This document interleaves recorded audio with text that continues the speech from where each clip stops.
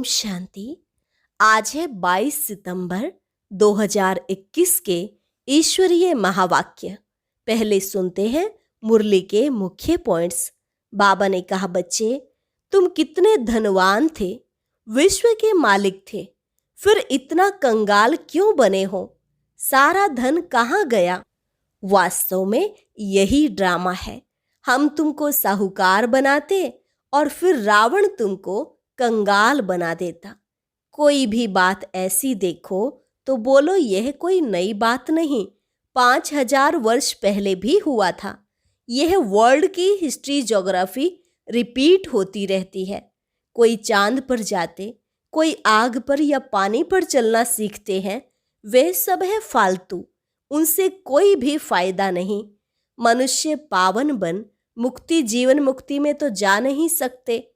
फिर बाबा ने कहा, जो आत्माएं एक ही जन्म में सतो रजो तमो से पास करती हैं, उनकी कोई वैल्यू नहीं। वैल्यू उनकी है जो हीरो हीरोइन का पार्ट बजाते हैं, अर्थात पूरे 84 जन्मों का चक्र लगाते हैं। बाबा ने कहा, यह रियलाइज करना कि मैं आत्मा हूं, यह मेरा शरीर है। 84 जन्म आत्मा ही लेती है, लेकिन सब 84 जन्म नहीं लेंगे। जो ब्राह्मण बने हैं वही फिर देवता बनेंगे। और लास्ट में बाबा ने कहा, मैं आया हूं नई दुनिया स्थापन कर पुरानी दुनिया को खलास करने। यही वो महाभारत लड़ाई है जो शास्त्रों में गाई हुई है। इस लड़ाई से ही स्वर्ग के द्वार खुलते हैं। सभी आत्माएं अपना हिसाब किताब चुकतू कर अब वापिस चली जाएंगी। बाप आए ही हैं तुमको जीवन मुक्ति देने, रावण के बंधन से छुड़ाए जीवन मुक्त कर देते हैं। और अब सुनते हैं महावाक्यों को विस्तार से। मुरली का सार। मीठे बच्चे, इस बेहद के ड्रामा में हीरो हीरोइन का पार्ट तुम्हारा है, बाप का नहीं। बाप के पास सिर्फ पतितों को पावन बनाने का हुनर है। प्रश्न, ब्रह्मा के चित्र को देख जो प्रश्न उठाते हैं, उन्हें कौन सा राज समझाना है? उत्तर, उन्हें समझाओ कि यह आदि सो अंत वाली आत्मा है। जो फर्स्ट प्रिंस श्री कृष्ण है, उनके ही लास्ट जन्म में बाप आते हैं। यह पतित तन है, इन्हें ही पावन बनना है। यह कोई भगवान नहीं, भगवान तो एवर प्योर है, उसने इनके तन का आधार लिया है। गीत, मुखड़ा देख ले प्राणी जरा दर्पण में, कितने पाप कितने पुण्य तेरे जीवन में। ओम शांति। बाप ने बच्चों को समझाया है कि शांति के लिए कोई बाहर दर दर धक्का नहीं खाना है। जैसे हठयोगी सन्यासी समझते हैं, गृहस्थ व्यवहार में रहते शांति मिल नहीं सकती। शांति जंगल में मिलती है, परंतु बाप समझाते हैं शांति वहाँ भी मिल नहीं सकती। इस पर एक कहानी व दृष्टांत सुनाते हैं कि रानी के गले में हार पड़ा था और ढूंढती थी बाहर। ऐसे शांति तो तुम्हारे गले में पड़ी है, बाहर कहाँ ढूंढते हो? बाप आकर समझाते हैं, बच्चे तुम आत्मा का स्वधर्म है ही शांत।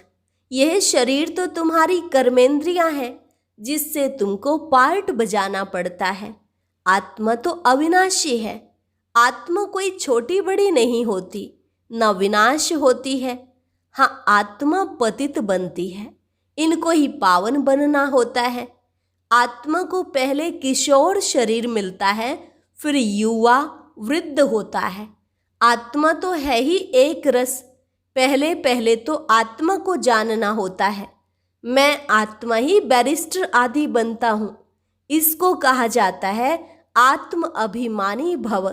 बाप समझाते हैं, बच्चे तुम देह अभिमानी बन पड़े हो, इसलिए अपने को शरीर समझ लेते हो। यह भूल जाते हो कि मैं आत्मा हूँ, यह मेरा शरीर है। तो अपने को रियलाइज करना है। 84 जन्म भी आत्मा लेती है। अभी बाप ने समझाया है जो ब्राह्मण बने हैं वही फिर देवता बनने वाले हैं। ऐसे भी नहीं कि सब 84 जन्म लेते हैं, कोई पहले आएगा, कोई 50-100 वर्ष बाद भी आते रहेंगे, कोई के 80-82, कोई के कितने जन्म होंगे। मनुष्य तो 84 लाख जन्म कह देते हैं, इनसे भी सेटिस्फाई नहीं होते हैं, फिर कह देते कण कण में भगवान है। अब भगवान कहते हैं कि मैं किसी मनुष्य तन में भी नहीं हूं, तो जानवर, पत्थर, ठीकर कण कण में कैसे होगा। बाप ने समझाया है नंबर 1 ही लास्ट नंबर में तमो प्रधान बनते हैं। मैं खुद कहता हूं कि मैं बहुत जन्मों के अंत में साधारण तन में प्रवेश करता हूं। जिसने पूरे 84 जन्म लिए हैं वह तो जरूर पतित होगा, पावन तो हो नहीं सकता। बाप खुद कहते हैं पहले नंबर में है श्री कृष्ण, फर्स्ट प्रिंस। श्री नारायण तो बाद में बनता है जब बड़ा होता है, वह भी 20-25 वर्ष कम हो जाते हैं, उनके भी पूरे 84 जन्म नहीं कहेंगे। नंबर 1 है श्री कृष्ण। भल वही फिर स्वयंवर बाद नारायण बनते हैं, परंतु हिसाब तो बच्चों को करना है ना।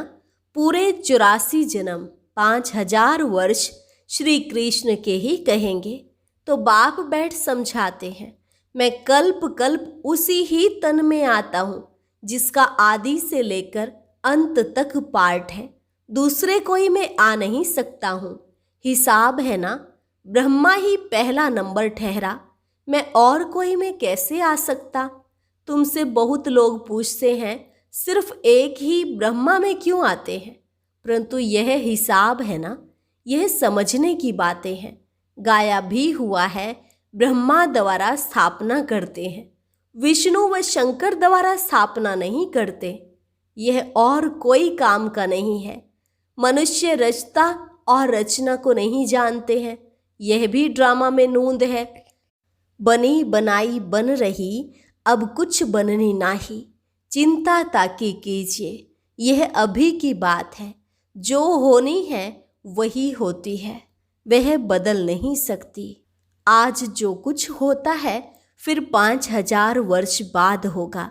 बाबा ने समझाया भी था कोई भी बात ऐसी देखो तो बोलो यह कोई नई बात नहीं, 5000 वर्ष पहले भी हुआ था, एकदम ऐसा लिख दो। फिर भल वह आकर पूछे, लिखने में कोई हर्जा नहीं है। यह लड़ाई पहले लगी थी, नथिंग न्यू। महाभारत की लड़ाई 5000 वर्ष पहले भी हुई थी। क्रिश्चियन ने भारत में आकर राज्य छीना, नथिंग न्यू। फिर कल्प बाद भी ऐसे ही होगा। यह वर्ल्ड की हिस्ट्री ज्योग्राफी रिपीट होती रहती है। अब फिर से आदि सनातन देवी देवता धर्म की स्थापना हो रही है। जिनके 84 जन्म पूरे हुए हैं वही पहले नंबर में लक्ष्मी नारायण बनेंगे। यह सब राज बाप ही बैठ समझाते हैं। बाप कहते हैं मैं मनुष्य सृष्टि का बीज रूप हूँ, इनको उल्टा झाड़ कहा जाता है।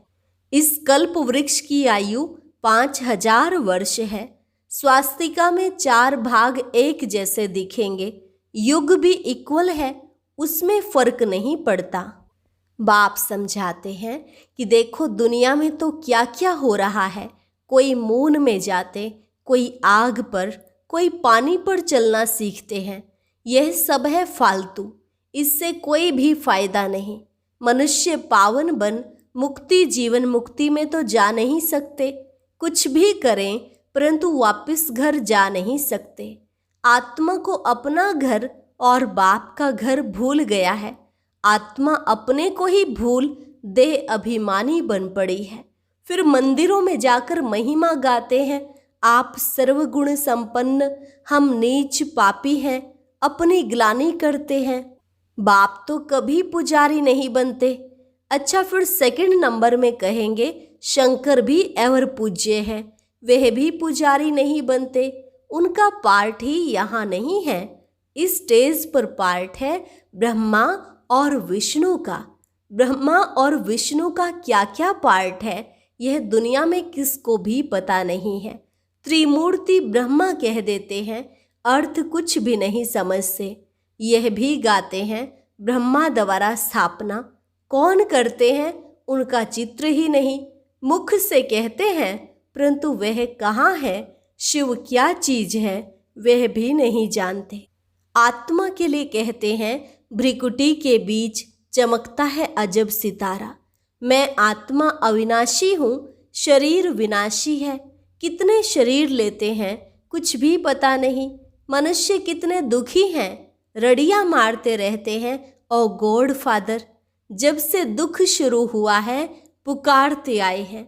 यह भी समझाया गया है भारत में जब रावण राज्य शुरू होता है तो ऐसे नहीं और धर्मों में भी रावण राज्य आ गया, नहीं, उनको तो अपने समय पर सतो रजो तमो में आना ही है। यह कहानी सारी भारत पर है। वे तो बाई प्लाट है, बाप बीच में ही आते हैं। भारत जब तमो प्रधान बन जाता है तो फिर सारा झाड़ तमो प्रधान बन जाता है। उनको भी सुख दुख भोगना है। झाड़ में नए नए पत्ते निकलते हैं, वे बड़े शोभनिक होते हैं। नयों को फिर सतो रजो तमो में जरूर आना है। पिछाड़ी में जो आते हैं उनका कुछ मान रहता है। एक जन्म में भी सतो रजो तमो से पास कर सकते हैं परंतु उनकी कोई वैल्यू नहीं रहती है। वैल्यू तो उनकी है जो हीरो हीरोइन का पार्ट बजाते हैं। ऐसे नहीं कहेंगे बाबा ही हीरो हीरोइन का पार्ट बजाते हैं, बाबा के लिए नहीं कह सकते हैं। वह तो आकर पतितों को पावन बनाते हैं, खुद पतित नहीं बनते हैं। तुम पतित से पावन बनने की मेहनत करते हो। श्रीमत पर राजयोग से ही राज्य लिया था, अभी तुम फिर ले रहे हो। बाबा कहते हैं मैं तो राज्य नहीं करता हूँ, तुमको राजाओं का राजा बनाता हूँ। अब दुनिया में मनुष्य कहते तो बहुत हैं, भगवान उवाच मैं तुमको राजाओं का राजा बनाता हूँ, परंतु उनका अर्थ न खुद समझते हैं न किसको समझा सकते हैं। भगवान उवाच तो जरूर भगवान आया था, तब तो कहा होगा ना, हे बच्चों भारत में ही शिव जयंती शिवरात्रि मनाते हैं। बाप आते भी भारत खंड में है। भारत ही अविनाशी खंड है, उनकी महिमा बहुत भारी है। जैसे बाप की महिमा अपरम अपार है वैसे भारत की महिमा भी अपरम अपार है। भारत में ही परम पिता परमात्मा आकर सब मनुष्य मात्र की सदगति करते हैं, सबको सुख देते हैं। उनका बर्थ प्लेस भारत है। भारत ही प्राचीन देश है। भगवान राजयोग सिखलाने भारत में ही आया था, परंतु कृष्ण को भगवान कह देने से उनकी महिमा नहीं रही है। भगवान तो है ही एक, उनको ही सतगुरु कहा जाता है। बाकी गुरु तो ढेर हैं, कोई धंधा सिखलाने वाले को भी गुरु कह देते हैं। आजकल तो सबको अवतार मान लेते हैं, कुछ भी समझते नहीं। जब बिल्कुल पतित बन जाते हैं तब पुकारते हैं बाबा आकर हमको पावन बनाओ। बाप ही आकर सच्ची सच्ची अमर कथा सुनाते हैं। अब तुम्हारी बुद्धि में है कि हम 84 जन्मों में कैसे आते हैं। पहले अच्छा जन्म फिर उतरते आएंगे। दुनिया की भी उतरती कला होती है। मनुष्यों की बुद्धि सतो रजो तमो बनती है। सतयुग से फिर थोड़ी थोड़ी उतरती कला शुरू हो जाती है। चढ़ती कला तेरे भाने सर्व का भला। सर्व का सदगति दाता तो एक बाप है ना। वो गुरु लोग तो सिर्फ शास्त्र सुनाते हैं, सुनते सुनते गिरते ही आए हैं। बेहद का बाप आकर बच्चों से पूछते हैं मैं तुमको इतना साहूकार बनाकर गया, इतने हीरे जवाहरों के महल देकर गया, वह सब कहाँ गए। लौकिक बाप बच्चों को पैसे देते हैं, लेकिन बच्चे पैसा बर्बाद कर देते हैं तो बाप बुलाकर पूछते हैं तुमने इतना पैसा कहाँ बर्बाद किया। बच्चों के पास पैसे होने से उड़ाते बहुत हैं। बाप धर्मात्मा है, बच्चे विलायत में जाकर लाखों रुपए उड़ाते हैं। बाप कुछ कर नहीं सकता। बाप फारकती भी नहीं दे सकते क्योंकि दादे की मिल्कियत है। परंतु अंदर जलते रहते हैं। बाप के मर जाने के बाद कोई कोई तो ऐसे गंदे बच्चे होते हैं 12 मास में सारी मिल्कियत उड़ा देते हैं। वह है हद की बातें। यह है फिर बेहद की बात। बेहद का बाप कहते हैं, तुम कितने धनवान थे, विश्व के मालिक थे, फिर कंगाल क्यों बने हो? इतना धन कहाँ गवाया?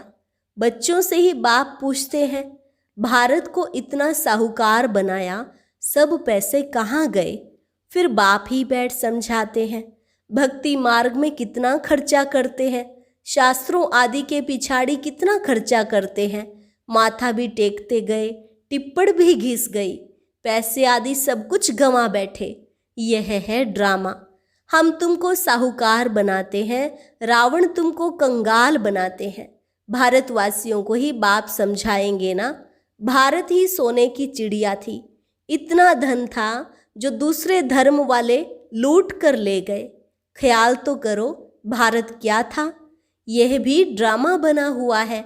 भारत ही हेवन, भारत ही हेल, अभी है नर्क। इसलिए बाबा ने सीढ़ी भी ऐसी बनवाई है जो कोई भी समझे हम पतित हैं। छोटे छोटे बच्चों को भी चित्र पर समझाया जाता है ना। नक्शे बिगर बच्चे क्या समझें? बाप ही आकर पतित से पावन बनने की सहज युक्ति बताते हैं। सहजते सहज भी है और डिफिकल्ट से डिफिकल्ट भी है। सतयुग में देही अभिमानी रहते हैं। आत्मा समझती है अब शरीर बड़ा हुआ है, यह पुराना चोला छोड़ दूसरा लेना है। जैसे साक्षात्कार हो जाता है, अब जाकर बच्चा बनना है, पुरानी खाल छोड़ देते हैं। यहाँ कोई मरता है तो रोते भी हैं, बैंड बाजा भी ले जाते। सतयुग में तो खुशी से एक शरीर छोड़ दूसरा लेते हैं तो शादमाना मनाते हैं। यहाँ कितना अफसोस करते हैं। कोई मरता है तो कहते हैं स्वर्ग पधारा, तो इसका मतलब नरक में था ना। अभी तुम पुरुषार्थ कर रहे हो स्वर्गवासी बनने के लिए। बाप तुमको स्वर्गवासी बनाते हैं। बाप आते ही हैं जीवन मुक्ति देने, रावण के बंधन से छुड़ाए जीवन मुक्त करते हैं। बाप कहते हैं मैं कल्प पहले मुआफिक आकर राजयोग सिखलाता हूँ। कल्प कल्प ब्रह्मा के तन में ही आता हूँ। तुमको ब्राह्मण जरूर बनना है। यज्ञ में ब्राह्मण तो जरूर चाहिए ना।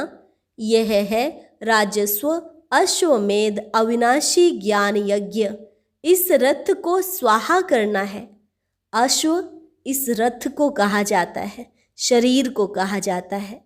राजस्व स्वराज्य के लिए यह सब अश्व शरीर इसमें स्वाहा होने हैं। आत्मा तो स्वाहा नहीं होगी। आत्माएं हिसाब किताब चुकतू कर चली जाएंगी, फिर नए सिर सबका पाठ शुरू होगा। इसको कहा जाता है हिस्ट्री ज्योग्राफी रिपीट। बाप आते ही हैं नई दुनिया स्थापन कर पुरानी दुनिया खलास करने। यह एक ही महाभारत लड़ाई है जो शास्त्रों में गाई हुई है, तो समझाना चाहिए इस लड़ाई से यह स्वर्ग के द्वार खुलते हैं, इसलिए इनका गायन शास्त्रों में है। अच्छा, मीठे मीठे सिकिलधे बच्चों प्रति मात पिता बाप दादा का याद प्यार और गुड मॉर्निंग। रूहानी बाप की रूहानी बच्चों को नमस्ते। रूहानी बच्चों की रूहानी बाप दादा को नमस्ते नमस्ते, गुड मॉर्निंग। धारणा के लिए मुख्य सार। पहली पॉइंट, बीती बातों का कभी भी चिंतन नहीं करना है। जो बात बीत गई नथिंग न्यू समझ भूल जाना है। दूसरी पॉइंट, इस राजस्व अश्वमेध यज्ञ में अपना तन मन धन सब स्वाहा कर सफल करना है। इस अंतिम जन्म में संपूर्ण पावन बनने की मेहनत करनी है। वरदान, मास्टर त्रिकालदर्शी बन, हर कर्म युक्ति युक्त करने वाले कर्म बंधन मुक्त भव। मास्टर त्रिकालदर्शी बन, हर कर्म युक्ति युक्त करने वाले कर्म बंधन मुक्त भव। जो भी संकल्प बोल व कर्म करते हो वह मास्टर त्रिकालदर्शी बनकर करो, तो कोई भी कर्म व्यर्थ व अनर्थ नहीं हो सकता। त्रिकालदर्शी अर्थात साक्षीपन की स्थिति में स्थित होकर कर्मों की गुह्य गति को जानकर इन कर्मेंद्रियों द्वारा कर्म कराओ तो कभी भी कर्म के बंधन में नहीं बंधेंगे। हर कर्म करते कर्म बंधन मुक्त कर्मातीत स्थिति का अनुभव करते रहेंगे। स्लोगन: जिनके पास हद के इच्छाओं की अविद्या है, अज्ञान है, वही महान संपत्तिवान है। जिनके पास हद की इच्छाओं की अविद्या है, वही महान संपत्तिवान है। अच्छा, ओम शांति। आज की अव्यक्त मुरली जरूर सुने। उसके लिए ऊपर दिए गए बॉक्स को टच करें।